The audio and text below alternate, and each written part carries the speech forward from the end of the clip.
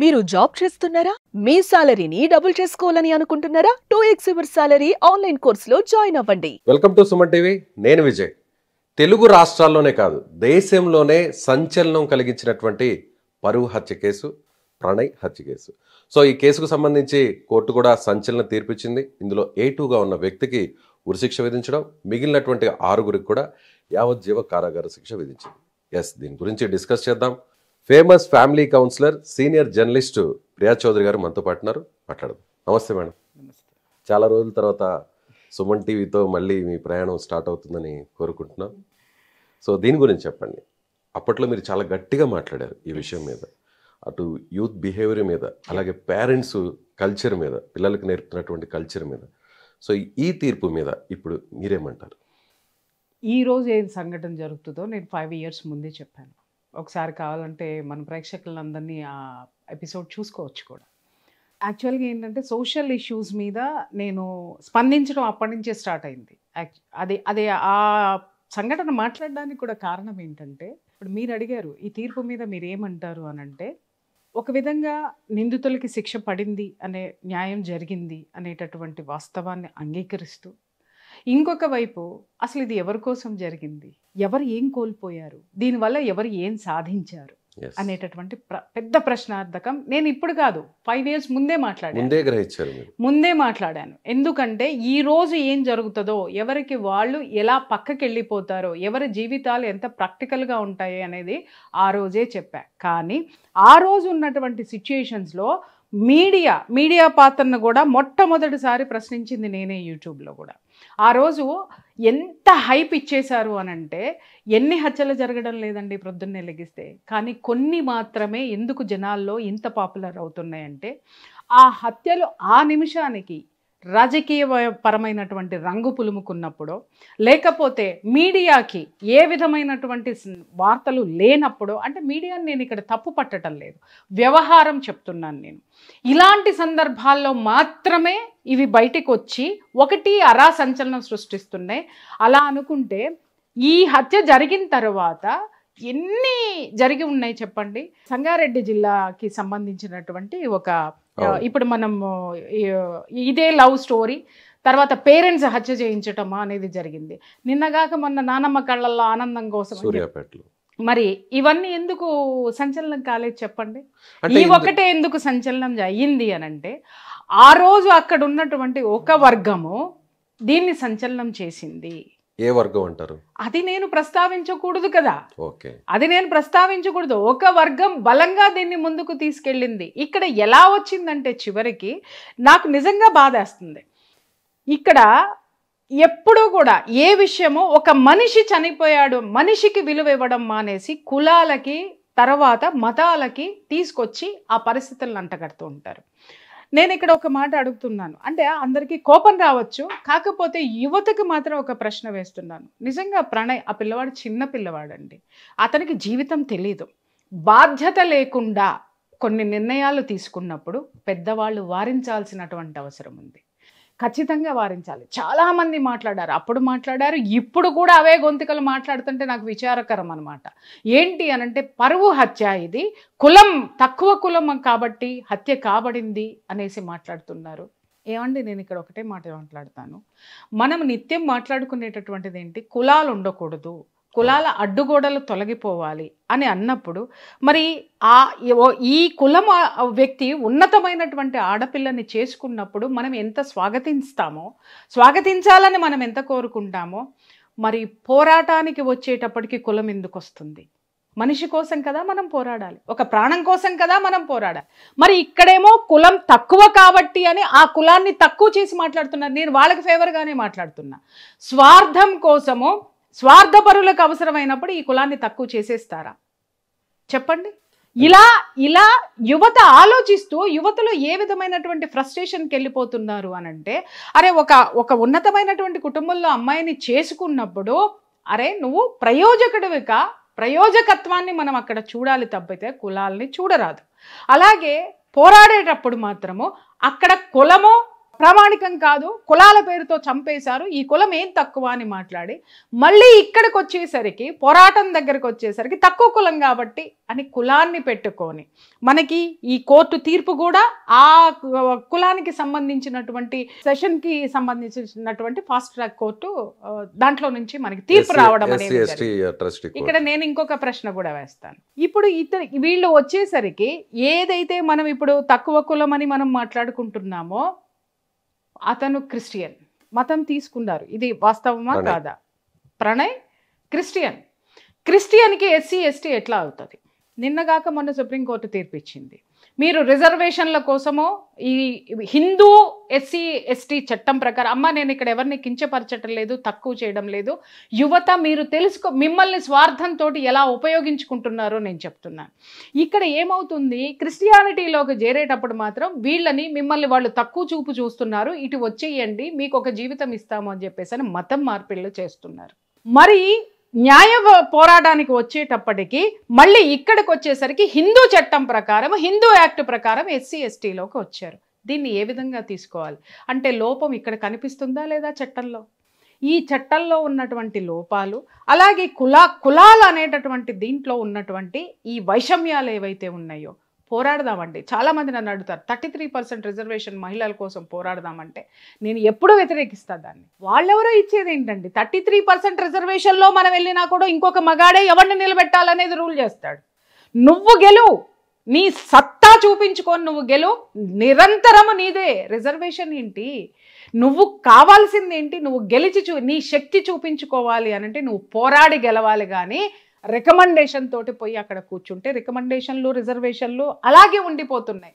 ఈ రిజర్వేషన్ అనేటటువంటిది తొలగిన రోజున ఈ హత్యలు జరగవు. Underline this point. నేను యువతకు అది చెప్తున్నాను. నేను అంటే పూర్తిగా రిజర్వేషన్ తీసేయాలంటారా? ఆర్థికంగా వెనుకబడినటువంటి వాళ్ళకి మీరు రిజర్వేషన్లు పెట్టండి, అప్పుడు అందరూ సమానంగా ఉంటారు. ఎప్పుడైతే మీరు రిజర్వేషన్ అని అన్నారో ఈ ఉన్నత వర్గాలందరికీ కూడా వీళ్ళు తక్కువ అనేటటువంటి ఫీలింగ్ రాలేదా? ఎప్పుడైతే మీరు ఈ రిజర్వేషన్లు ఎత్తేస్తారో అప్పుడు నువ్వే తక్కువేంటి నేను తక్కువేంటి, నువ్వు ఎక్కువేంటి నేను తక్కువేంటి అని ఖచ్చితంగా వీళ్ళు అడిగేటటువంటి హక్కు సంపూర్ణంగా వీళ్ళకి వస్తుంది. ఇవాళ చాలా మందిని కూడా నిన్నటి నుంచి నేను చూస్తున్నాను, అందరిలోనూ ఇదే ప్రశ్న ఉంటుంది. ఈ 2 ప్రశ్నలే నేను పబ్లిక్లో ఉన్నవే నేను అడిగాను. నేను వేరే విషయం ఏమి అడగలేదు. ఏమండి, ఈయన క్రిస్టియన్ అయినప్పుడు ఎస్సీ ఎస్టీ కోర్టులో ఇది ఎలా నడిచింది, ఆ ప్రాతిపదిక మీద ఎలా వచ్చింది? మరి 1600 పేజీల ఛార్జ్ షీట్లో ఇది ప్రస్తావించలేదా? ఓకే. అలాగే ఈ రిజర్వేషన్ అనేటటువంటి కోట ఉండడం వల్లనే కదా వీళ్ళందరూ చాలా చిన్నవాళ్ళు అనే చిన్న చూపు చూడబడుతుంది. ఇక్కడ ఏమవుతుంది అనంటే ఎవరైనా సరేనండి, కులాలు వర్గీకరించబడినవి తప్ప కొట్టుకుని చావమని వర్గీకరించబడలేదు. సింపుల్ థింగ్ నేను చెప్తున్నాను, ఎవరి కులాన్ని వాళ్ళు, అంటే చాలామంది అడగచ్చు నువ్వు ఉన్నత కులంలో ఉన్నావు కాబట్టి మాట్లాడుతున్నావని. నా ఫ్రెండ్స్ అందరూ ఎవరో అసలు వీళ్ళకి ఎవరికైనా తెలుసా? నా ఫ్రెండ్స్లో ఎస్సీ ఎస్టీసే ఉన్నారు. నా కోసము నిజంగా చెప్తున్నా ప్రాణం ఇస్తారు వాళ్ళు. I know that. మీకు ఇంకో విషయం, వాళ్ళు ఎవరు రిజర్వేషన్లో లేరు. నేను చెప్తా, వాళ్ళందరూ ఎడ్యుకేటెడ్ డిగ్రీ హోల్డర్స్. నేను అంటే నా ఫ్రెండ్స్ ఉన్నారు, ఇప్పుడున్న పిల్లలు కూడా చాలామంది ఉన్నారు. అదేంట్రా మీరు రిజర్వేషన్లో మీరు జాబ్ కొట్టుకోవచ్చు కదా అంటే, ఏమక్క అలా అంటున్నావు, మేము మా ఆత్మధైర్యంతో ఆత్మశక్తితోటి మేము ఉంటామో, వాళ్ళు ఇచ్చేదేంటి మేము తీసుకునేదేంటి? వాళ్ళు చదువుకున్నటువంటి వాళ్ళు కూడా వాళ్ళ వృత్తులు చేసుకుంటూ ఎంత అద్భుతంగా ఉన్నారు అని అంటే వాళ్ళని చూస్తే నాకు గర్వం వస్తుంది. ఇది కదా భారతదేశం. మీకు అసలు కులం అనేటువంటి అభిమానం ఎక్కడా లేదంటారా? ఖచ్చితంగా ఉండాలి. లేదు అని మీరు అనకండి. ఎవరి కులాన్ని పుట్టినందుకు ఆ కులాన్ని వాళ్ళు గౌరవించే తీరాలి తప్ప భేదాలు ఉండద్దు అని మాట్లాడతారు. ఇక్కడ ఏమవుతుంది, మీరు ఎంతన్నా మాట్లాడండి, ఏమన్నా మాట్లాడండి. చాలామంది నా దగ్గరికి వచ్చినప్పుడు, కులాంతర వివాహాలు చేసుకున్నప్పుడు నా దగ్గరికి వచ్చినప్పుడు నేను వాళ్ళకి ఒకటే చెప్తాను, యూత్కి ఒకటే చెప్తాను, మేము ప్రేమించుకున్నామండి, మా పెద్దవాళ్ళు పెళ్లి చేయమంటున్నారండి, కాబట్టి వెళ్ళిపోయి పెళ్లి చేసుకున్నామండి, ఇప్పుడు మా ఇద్దరికి పడట్లేదండి. సింపుల్. లేదా భేదభావం లేదా అని అడుగుతున్నారు, దానికే వస్తున్నా. నేను ఎప్పుడో కూడా నేను అడిగిన ప్రశ్న ఏంటి అని అంటే, ఎందుకు వస్తున్నాయి అమ్మా అని అంటే, ఏమీ లేదండి, ఇప్పుడు వీళ్ళమ్మ వాళ్ళు ఈ కులం వేరు, ఇద్దరు కులాలు వేరు, అలాగే వాళ్ళ యొక్క సాంప్రదాయాలు వేరు. ఈ సాంప్రదాయాలు ఈ ఇంట్లో తెలియదు, ఈ ఇళ్ళ సాంప్రదాయాలు వాళ్ళ ఇంట్లో తెలియదు. తెలియకపోవడం వల్ల ఏమవుతుంది, మా దాంట్లో లేవు అని రెండో వాళ్ళు సింపుల్గా కొట్టేస్తారు. వీళ్ళకి అరే నా తల్లిదండ్రి సాంప్రదాయాన్ని నువ్వు పాటించవా అని భార్య భర్తనంటది. భర్త వచ్చేసరికి మా ఇంట్లో ఉన్నటువంటి ఈ సాంప్రదాయాన్ని నువ్వు కోడలవై వచ్చావు కాబట్టి పాటించాల్సిందే అని అంటారు. ఇప్పుడు అర్థమైందా? ఇక్కడ ఏమవుతుందంటే నీ కులం అంటే నీ కులము, నీ కులం అంటే ఇప్పుడు ఏమవుతుంది, ప్రేమ పోయింది. ఆ రోజు మా ఎన్ని భాషలు చేసుకున్నారో అవన్నీ పక్కకి పోయినాయి. ఇక్కడ ఏం కొట్టుకుంటారు అని అంటే మీ కులపోళ్ళు మా కులపోళ్ళు, ఈగోస్. ప్రేమ ఎక్కడికి వెళ్ళింది? ప్రేమ కేవలము ఇద్దరు మనుషులు పెళ్లి చేసుకోవాలనుకునే అభిప్రాయానికి, పెళ్లి చేసుకున్న తర్వాత అద్భుతంగా కలిసి ఉంటామనేటటువంటి ఊహ వరకు మాత్రమే ప్రేమ ఉంటుందండి. ఇవాళ ఇదే కేసుకు ఇప్పుడు వస్తున్నా నేను. ఈ కేసు విషయంలో ఆ రోజు అసలు ఈ అమ్మాయి ఎవరైతే ఉన్నారో అమ్మాయికి నేనంటే చాలా కోపం. మరి అది అమృతకి నేనేం తప్పు మాట్లాడలేదు. నేను మాట్లాడిందే ఈరోజు జరుగుతుంది. ఆ రోజున అన్ని ఇంటర్వ్యూలు ఇవ్వద్దని కూడా నేను చెప్పాను. నా ఇంటర్వ్యూలు చూసుకోండి. గంటలు పాప అమ్మాయి టిఫిన్ తిందో తెలియదు, కాఫీ తాగిందో తెలియదు, మంచినీళ్ళు తాగిందో తెలియదు. గంటలు ప్రతి ఛానల్ కి అసలు యూట్యూబ్ ఓపెన్ చేస్తే పగిలిపోయినాయి, ఛానల్స్ ఓపెన్ చేస్తే పగిలిపోయినాయి, టీవీ ఓపెన్ చేస్తే ఇవే ఇంటర్వ్యూలు. దాదాపు ఒక 10 రోజుల వరకు ఆవిడ ఇస్తూనే ఉన్నారు. అతను ఇచ్చిన షాల్ ఏదో ఉంది, స్కార్ఫ్ ఏదో, అది వేసుకొని ఇది నా ప్రేమకి చిహ్నం అని చెప్పేసి ఆ రోజు ఆవిడ అన్ని మాటలు ఉద్వేగంగా మాట్లాడారు ఆవిడ. మరి వాళ్ళ ఇంటర్వ్యూ లేదండి. ఈ మీడియా ఎందుకు వెళ్ళట్లేదండి?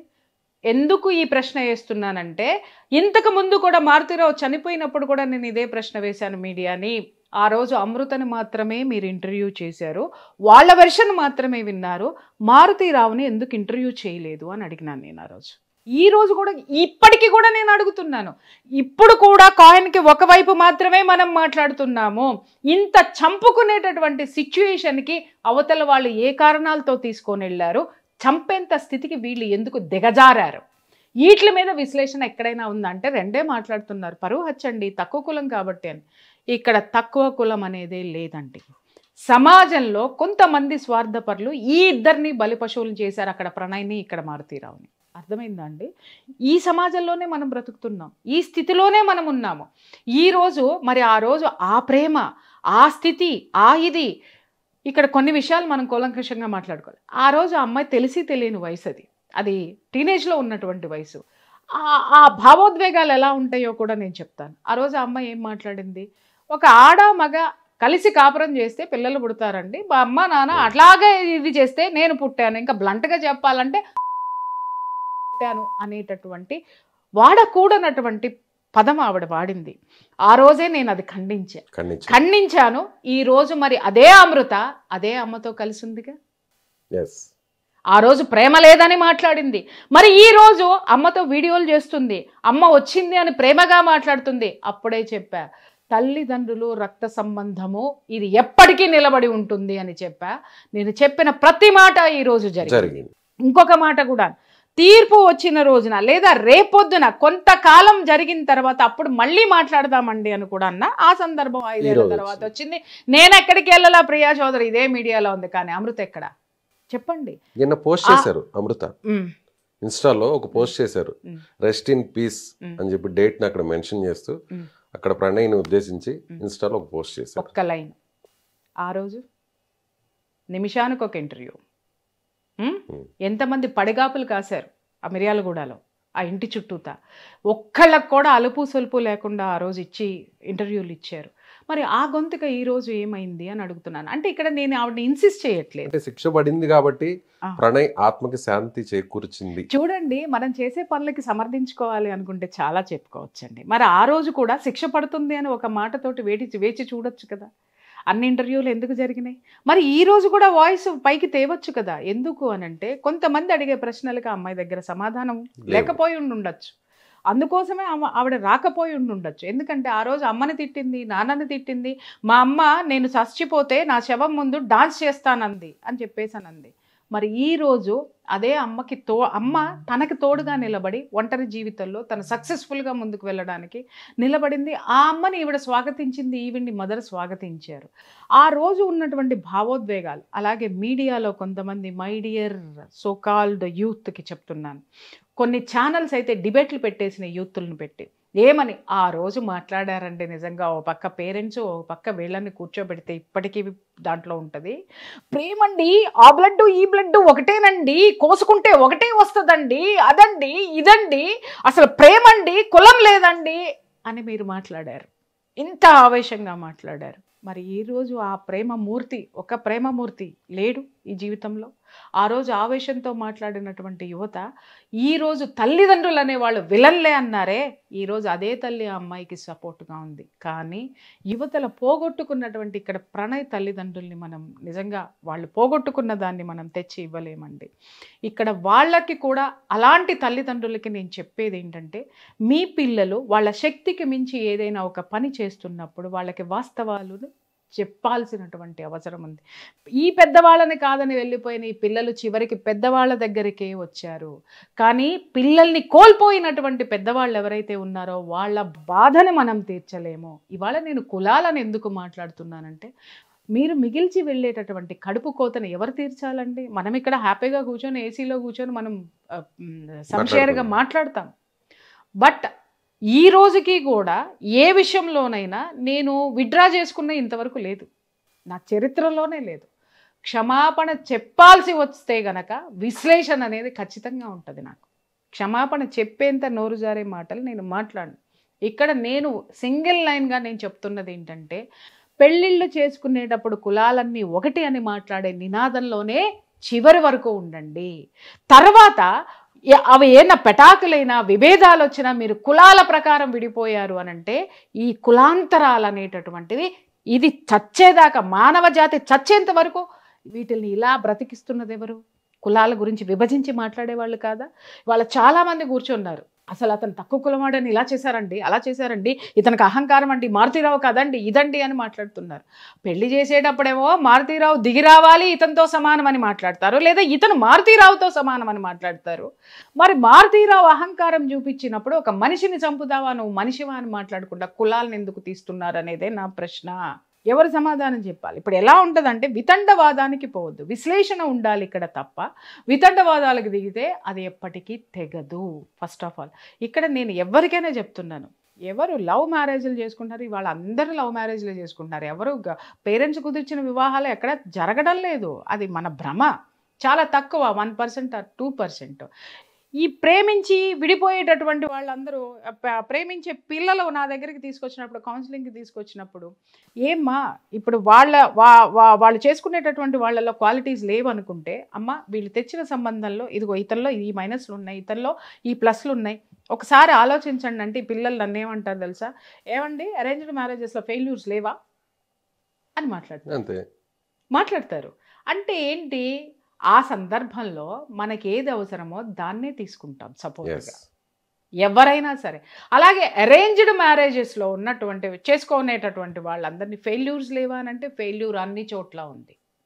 ఫెయిల్యూర్ ఈజ్ మస్ట్ అండి, అక్కడ ఉంది. కానీ కాకపోతే ఇప్పుడు ఇంత సోది నేను మాట్లాడింది ఏంటంటే, విడిపోతే కులాలతోటి కొట్టుకొస్తారు, చివరాఖరికి అక్కడికే వస్తారు. ఏది ఉండకూడదు అంటారో, కొట్టుకున్నప్పుడు, విడిపోయినప్పుడు, జరగకూడని ఇలాంటి భయంకరమైన సంఘటనలు జరిగినప్పుడు మళ్ళీ కులమే వస్తుంది. నేననేది ఇది మాట్లాడడం మానేయండి. ఫస్ట్ మనం ఫైట్ చేయాల్సింది ఏంటి అనంటే, అందరూ సమానంగా అనేది అన్నప్పుడు అన్ని విషయాల్లో మనం సమానంగా మాట్లాడదాం. ఇక్కడ ఒక ప్రాణం పోయిందండి, కులం కాదు ముఖ్యం. ఇక్కడ ఒక బిడ్డ, ఒక భవిష్యత్తు ఉన్నటువంటి పిల్లవాడు చక్కగా ఉంటే ఈ పాటికి ఆ కొడుకుతోటి ఎంత ఆనందంగా ఉండాడు. ఆ రోజు మారుతీరావుని అతన్ని ఆ దరిద్రమైన పని చేయించడానికి ప్రేరేపించినటువంటి పరిస్థితులను ఎవరూ విశ్లేషించటం లేదు. అలాగే ప్రణయ్ కూడా ఆ అమ్మాయిని చేసుకునేటప్పుడు అతని యొక్క స్థితి, ఆ అమ్మాయిని పోషించేటటువంటి స్థితి ఉందా లేదా అనేటటువంటి విషయాన్ని కూడా అతను పరిగణలోకి తీసుకోకుండా ముందుకు అడుగు వేయడం వల్ల అక్కడ చాలా విషయాలు జరిగినాయి. అవన్నీ మాట్లాడడానికి నాకేం అభ్యంతరం లేదు. కానీ ప్రపంచం ఒక స్టాండ్ మీద తీసుకుంది, ఒక స్టాండ్ మీద వెళ్తుంది, దాన్నే నేను ప్రశ్నిస్తున్నాను.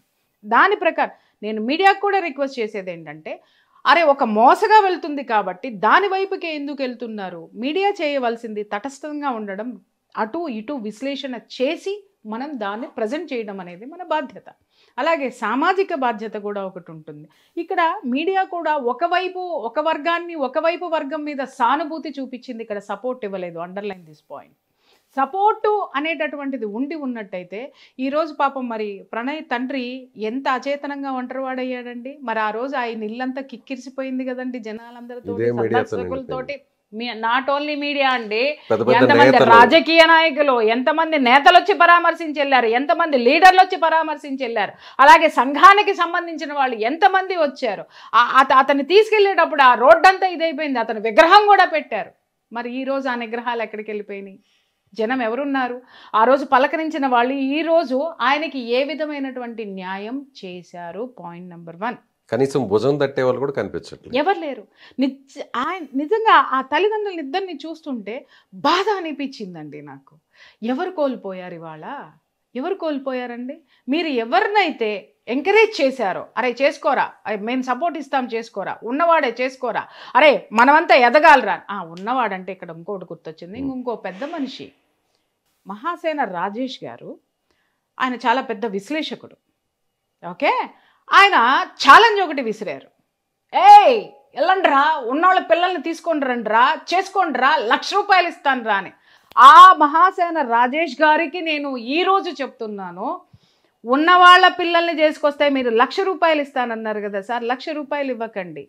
ఈరోజు ఈ ప్రణయ్ తల్లిదండ్రులు ఒక కొడుకుని, తనమల్ని పోషించేటటువంటి కొడుకుని కోల్పోయారు కదా. ఆ ఆర్థిక భారాన్ని ఏ రూపంలో పూరిస్తారో నేను చెప్పను, ఇక్కడ బ్లాంక్ పెడుతున్నాను. అక్కడి నుంచి తెచ్చి ఇక్కడికి ట్రాన్స్ఫర్ చేయండి, చూస్తా. 100% ఇస్తాను నేను. ఆయన ₹1,00,000 ఇస్తాను, లేపుకొచ్చేయండి అన్నారు. ఇలాంటి అనర్థాలు జరిగినప్పుడు ఈ లీడర్లు ఎక్కడికి వెళ్ళారో? ఇవి ఈ రోజు రాలేదు ఎందుకని? ప్రణయ్ దగ్గరికి, ప్రణయ్ తల్లిదండ్రుల దగ్గరికి వచ్చి ఓదార్చలేదు ఎందుకని? ఆ రోజు యూత్ని రెచ్చగొట్టే ఉపన్యాసాలు ఎంతో మంది చేశారు. తప్పండి, పిల్లలకి తెలియదు, వాళ్ళకి వాస్తవాలు తెలియదు, మనం నాయకులం అయిపోవాలి కదా అని రెచ్చగొడితే ప్రాణాలు కోల్పోయేది పిల్లలు. ఆ రోజుకి అదే మాట్లాడా, ఈ రోజుకి ఇదే మాట్లాడుతున్నా. ప్రేమించడం తప్పు లేదు, పెళ్లి చేసుకోవడం తప్పు లేదు, కానీ ప్రేమకి పెళ్లికి తర్వాత కావాల్సింది 2 కుటుంబాలు, 2 మనుషులు కాదండి. 2 మనుషుల మధ్య పెళ్లి చేసుకోవడానికి ప్రేమ అవసరమని మీరు మాట్లాడుతున్నారు. పెళ్లి చేసుకున్న తర్వాత 2 కుటుంబాలు కావాలి. ఆ 2 కుటుంబాలు ఈ సమాజంలో బ్రతకాలి. దీన్ని ఎందుకు మర్చిపోతున్నారు? నేను ప్రతిసారి గుర్తు చేసేది అదే. ఈ చెత్త మాట్లాడకండి. ఏంటి ఒకటే కులంలో చేసుకుంటే విడాకులు అవ్వవా అని మాట్లాడతారు. అరే అవ్వట్లేదని ఎవడన్నాడండి? శుద్ధపూసల్లాగా ఉన్నారని మాట్లాడుతున్నారా? కానీ మీరు రెచ్చగొట్టి చేసేటటువంటి ఈ ప్రేమ పెళ్లిళ్ళు చివరికి ఇలాంటి దుర్గతి పడితే ఆదుకున్న నాదుడు ఎవడు అని మాట్లాడుతున్నాను. అదే అరేంజ్డ్ మ్యారేజ్లో గనక ప్రమాదవశాత్తు చనిపోయినా ఏదన్నా జరిగినా కుటుంబం ఆదుకునేటటువంటి పరిస్థితులు ఉంటే సమాజం నుంచి వాళ్ళకు ఒక సపోర్ట్ ఉంటుంది. రెచ్చగొట్టే మనుషులు ఇంతకు ముందు ఇన్ని గొంతుకులు, ఇన్ని వేలు లేచినాయి. ఇవాళ ఆ కుటుంబానికి సపోర్ట్ ఇచ్చేవాళ్ళు ఎంతమంది ఉన్నారు చెప్పండి? అంటే ప్రణయ్ హత్య కేసును అందరూ వాడుకున్నారంటారా? 100% అండి. ప్రతి ఒక్కళ్ళు వాళ్ళు హైలైట్ అవ్వడానికి వాడుకున్నారు. అందరు ప్రపంచమంతా ఒకవైపు సపోర్ట్ చేస్తే నేనొక్కదాన్ని పేరెంట్స్ వైపు, వాస్తవాల వైపు మాట్లాడాను. మరి ఆ రోజు మరి అంత పెద్ద ప్రవాహంలో నేను నిలిచి నిలబడ్డాను. ఈ రోజు అదే మాట మీద నేనున్నా. ఆ రోజు నేనేం చెప్పానో ఈ రోజు అదే అమృత విషయంలో జరిగింది. ఆవిడ ఆ తల్లి దగ్గరికే వెళ్ళింది, సెక్యూరిటీ ఎక్కడుందో అక్కడికే వెళ్ళింది. మరి ఆ రోజు అత్తామామలు కూడా పాప అమ్మాయిని మా బిడ్డ అండి, మా ఆడపిల్లగా మేము చూసుకుంటామండి అని అన్నారు. But where she is now అంటే ఉండడం తప్పని నేను అనట్లేదు. ఏ పక్షి ఆ గూటికే చేరుతుంది అనేటటువంటి వాస్తవాన్ని ఇక్కడ ప్రేమికులు గమనించండి. అలాగే రెచ్చగొట్టే వాళ్ళు, ఆ ప్రణయ్ స్నేహితులు కూడా చాలా బాధపడ్డారు. అప్పుడు ఏమండి మేమేమన్నా చేస్తామంటే మా మీద కేసులు పెడుతున్నారండి. నాన్న మీ అందరికీ నేను చెప్తున్నా, ప్రేమ పెళ్లి చేసేటప్పుడు మీరు సపోర్ట్ ఎంత ఇస్తున్నారో వాళ్ళ జీవితంలో నిలదొక్కుకోవడానికి మనం ఇవ్వలేము. ప్రేమ పెళ్ళిళ్ళకి సపోర్ట్లు ఇవ్వద్దా అని వక్రంగా మాట్లాడకండి. కుటుంబ పరంగా వెళ్ళినప్పుడు కుటుంబపరమైనటువంటి, సామాజిక పరమైనటువంటి భద్రత ఎంత ఉంటుందో ప్రేమ పెళ్లిల్లో కరువు అవుతుంది. వాటి గురించి మనం మాట్లాడాలి. ఈరోజు అవి ఎందుకు మనం విభేదిస్తున్నామో మాట్లాడాలి. వాటిల్లో ఉన్నటువంటి లోపాలేంటో మాట్లాడాలి.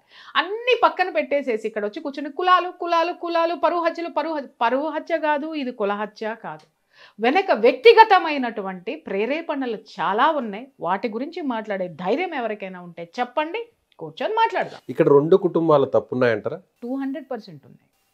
200%. ఒక ఆడపిల్లని అంత గారాభంగా పెంచి మాట వినకుండా కూడా చేసేటటువంటి, అంటే అక్కడ మారుతీరావు కొంత సంయమనం పాటించి ఉన్నట్లయితే అతను అతనికి ఆ దుస్థితి పట్టేది కాదు, అలాగే తన బిడ్డకి పట్టేది కాదు, అలాగే ఇంకొక తల్లిదండ్రులకి కడుపు కోత మిగిలేటటువంటిది కాదు.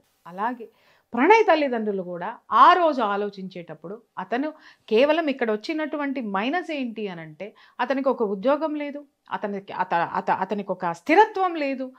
ఆ అమ్మాయి లార్డ్గా పెరిగి వచ్చిందండి. ఆ రోజు అమ్మాయి మాట్లాడింది కదా, నేను ఇక్కడే ఉంటానండి, మేము బిజినెస్ చేసుకుంటామండి, మా ఇష్టం అండి, మా జీవితం అండి అని మాట్లాడింది. మరి ఈరోజు ఏం అవసరమైంది ఆవిడికి? మరి ఆ ఇంట్లో ఎందుకు లేదు, ఆ మనుషులతో ఎందుకు లేదు, అక్కడే ఎందుకు లేదు అంటే బ్రతకడానికి ఏం కావాలండి? డబ్బు కావాలి. ఇంకా బ్రతకడానికి ఏం కావాలండి? ఒక సపోర్ట్ కావాలి. ఏ మనిషి అయినా తన జీవన ప్రయాణంలో ఉన్నత స్థితికి వెళ్ళడానికి ఉన్నతమైనటువంటి సపోర్టుని కోరుకుంటారు తప్ప అక్కడ కూర్చొని అదే జీవితం అని త్యాగాలు చేసేటటువంటి సిచ్యుయేషన్ అనేది చాలా తక్కువ శాతం ఉంటుంది. అది ఈరోజు యూత్ గమనించాల్సినటువంటి అవసరం. ఆ రోజు ఒక స్నేహితుడిని నష్టపోయారు, వాళ్ళు కూడా బాధపడ్డారు. ఏమంటే మా మీద కేసులు పెడుతున్నారండి. ఖచ్చితంగా ఇవన్నీ వస్తాయి.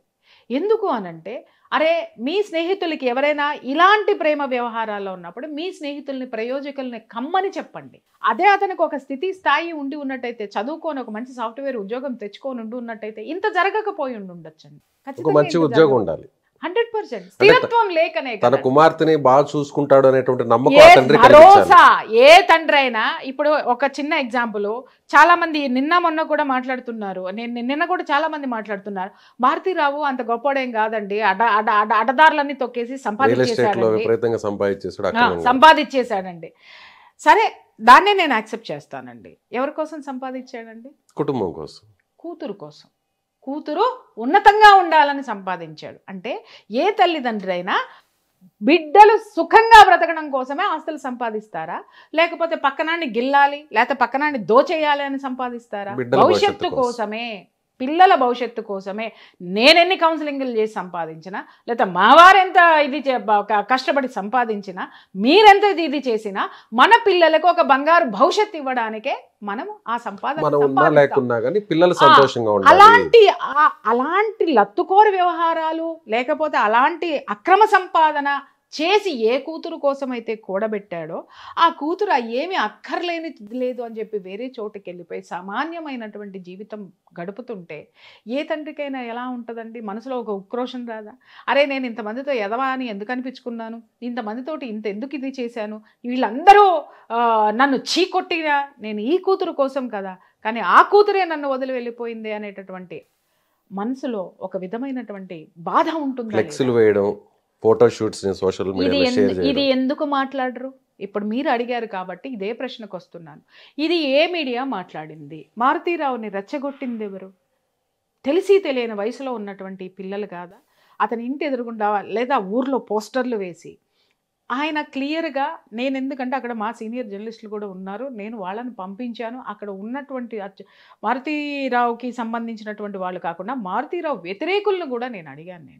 అడిగితే కూడా మారుతీరావు ఆల్రెడీ వీళ్ళకి చెప్పడం జరిగింది, కొన్నాళ్ళు ఎక్కడికైనా వెళ్ళిపోండి మీరు, నేను కొంచెం స్థిరపడిన తర్వాత మనసు కొంచెం స్థిమితం కావాలి, మీరు వీళ్ళు మనసు స్థిరపడాలి. రెండోది ఏంటి అని అంటే నేను ఇక్కడ పరిస్థితులు ఏదో విధంగా చక్కబెట్టుకోవాలి, ఫ్యామిలీ కూల్ చేసుకోవాలి, సమాజంలో అతనికి రైవల్స్ ఉన్నారు వాళ్ళని కూల్ చేసుకోవాలి, ఇన్ని చేసుకోవాలి. మై డియర్ యూత్, మీరు పోయి తాళి కట్టేయడం ఒక్కటే మీ పని అయితే ఆ కట్టినటువంటి తాళిని నిలబెట్టడానికి ఇక్కడ పేరెంట్స్ ఎన్ని కష్టాలు పడాల్సి వస్తుందో, సమాజంలో మీకు ఎలాంటి స్టేజ్ ఇక్కడ ఇవ్వాల్సి వస్తుందో మీకు అర్థం కాదు. అయితే అతను ఏమన్నాడు, కొన్నాళ్ళు పోండి, ఈ గొడవలన్నీ నేను ఎట్టగొట్ట దిక్కుమాలని సర్దుకుంటాను, తర్వాత రండి అన్నా కూడా సోషల్ మీడియాలో పోస్టులు పెట్టి కొంతమంది నాకు చెప్పారు ఏంటంటే ఇతను అర్ధరాత్రుల్లో అపరాత్రుల్లో తర్వాత ఇంకొకటి వెళ్ళిపోయి సోషల్ మీడియాలో ఇది మా మామగాడి ఆస్తిరా, రేపొద్దున నేనే వారసుణ్ణి, అలాగే ఫ్రెండ్స్ అందరూ కూడా రెచ్చగొట్టేటటువంటి వీడియోలు పెట్టడం వల్ల అతనిలో మీరే చెప్తున్నారు అతను దుర్మార్గుడు, అక్రమ సంపాదన చేశాడు అని. మరి అటువంటి వాడిని రెచ్చగొడితే ఏం జరుగుతుంది ఒక్కసారి చెప్పండి. మరి ఇవి కూడా మనం పిల్లల పట్ల ఏం చేయకూడదు అనేటటువంటి విషయాల పట్ల మనం మాట్లాడాల్సినటువంటి అవసరం ఉంది. ప్రణయ్ తల్లిదండ్రులు ఇవన్నీ చెప్పొచ్చు కదా అంటే అడ్డాల నాడు బిడ్డలు కానీ గడ్డాల నాడు బిడ్డలు కాదు కదండి. వాళ్ళదే తప్పు అంటారా? ఎవరిది? ప్రణయ్ వాళ్ళ పేరెంట్స్ నేను వాళ్ళకి చెప్తున్నాను, వాళ్ళు అడ్డాల నాడు బిడ్డలు కానీ గడ్డాల నాడు కాదు. వాళ్ళు ఏం చేయలేదు. ఎదిగిన తర్వాత వాళ్ళు చెబితే ఆగుతారా అండి పిల్లలు? మీరు వద్దురా వాళ్ళు గొప్పోళ్ళని చెప్పినా వాళ్ళు ఆగరు. ఎవరికైనా కడుపు తీపి అనేది ఒకటి ఉంటుంది. ఆ కడుపు తీపే మారుతీరావుని ప్రణయ్ని చంపించడానికి ఉసిగొలిపితే అదే కడుపు తీపి ప్రణయ్ వాళ్ళ తల్లిదండ్రుల్ని అతను ఆ తీసుకున్నటువంటి నిర్ణయాన్ని సమర్థించడానికి ఉపయోగపడింది. ఇక్కడ మారాల్సింది, తెలుసుకోవాల్సింది పిల్లలు, ఎడ్యుకేట్ అవ్వాల్సింది పిల్లలు. అలాగే ఆ పిల్లల్ని కూడా జాగ్రత్తగా ఎలా చెయ్యాలి, ఏ విధంగా వాళ్ళని కంట్రోల్లో పెట్టాలని ఇంకొకసారి పెద్దలందరూ కూడా ఆలోచించుకోవాల్సినటువంటి అవసరం ఉన్నది. ఈ సంఘటన వల్ల ఎవరు ఎన్ని పోగొట్టుకున్నారు చెప్పండి, ఎన్ని జీవితాలు వాళ్ళ జైలు పాలైనవి చెప్పండి. దాదాపు 8 కుటుంబాలు రోడ్డు మీద పడినాయి. ఎవరి నిర్ణయం అండి ఇది? ఎవరికి సంబంధం అండి ఇది? ఎక్కడో వీళ్ళు పెళ్లి చేసుకోవడం ఏంటి, వీళ్ళు రెచ్చగొట్టడం ఏంటి, ఆయన బాధపడ్డాడో పడడం ఏంటి, ఆ బాధలో నుంచి పక్కన ఉన్న వాళ్ళు సలహా ఇవ్వడం ఏంటి, ఆయన బాధను చూడలేక ఆయన దిక్కుమాలి నిర్ణయం తీసుకోవడం ఏంటి, ఆ నిర్ణయం ద్వారా ఆయన చెయ్యకూడని పని చెయ్యడం ఏంటి? అది అది అది అది భయంకరమైనటువంటి సిచ్యువేషన్ అండి. అది ఏ తండ్రి చెయ్యొద్దు, నేను నిజం చెప్తున్నాను కదా. ఏ ఆడపిల్ల తండ్రి ఇలాంటి దుర్మార్గమైన పనులు చేయకండి. ఎందుకంటే మన బిడ్డ ఎంత గొప్పది అని అనుకుంటామో అవతలివాడి ప్రాణం కూడా అంతే గొప్పది. మనం మన పిల్లల్నే మార్చుకోలేవు, ఎదుటివాడి పిల్లల్ని కూడా నేను ఎక్కడ మారుస్తాను అని అతను ఆ నిర్ణయం తీసుకొని తను ప్రాణాలు కోల్పోయాడు. తన జీవితము, తన కుటుంబం రోడ్డు మీద పడిపోయింది. ఈరోజు తమ్ముడికి యావజ్జీవ కారాగార శిక్ష పడింది. తర్వాత ఆ సలహా ఇచ్చినటువంటి వాళ్ళందరికీ పడింది. హత్య చేసిన వాడికి ఉరిశిక్ష పడింది. ఇవాళ లవ్ స్టోరీ అని గుండెలు దించుకుంటున్నారు. గుండెలు దించుకున్న వీళ్ళందరి జీవితాలకి ఏం సమాధానం చెప్తామండి? మనందరం కూర్చొని ఒక మాట చెప్పండి. ఆ కుటుంబాలు ఎంత ఏడుస్తున్నాయి. ఇంకొక విషయమా, వీళ్ళందరూ ఆ మర్డర్ చేసిన వాడు తర్వాత ఇంకొకటి కూడా కుటుంబాన్ని పోషించడానికి ఇవన్నీ చేశాడుగా, డబ్బు కోసం. ఆ డబ్బు ఎవరిని పోషించడానికి? ఫ్యామిలీ అవసరాల కోసం. ఎవరు ఎన్నో మార్గాలు ఎంచుకున్నారు, అది తెలుసుకోండి ఫస్ట్. నిన్న ఒక మాట కూడా మాట్లాడారు శ్రావణ్ కుమార్ వాళ్ళ పాప, దానిపై ఏమంటారు? ఇదంతా పోలీసులు, మీడియానే ఇదంతా చేసింది సార్. ఒక్క విషయం నేను చెప్తున్నా, అమృత చేసింది. ఒక్కటి, ఎవరి బాధ వాళ్ళదండి.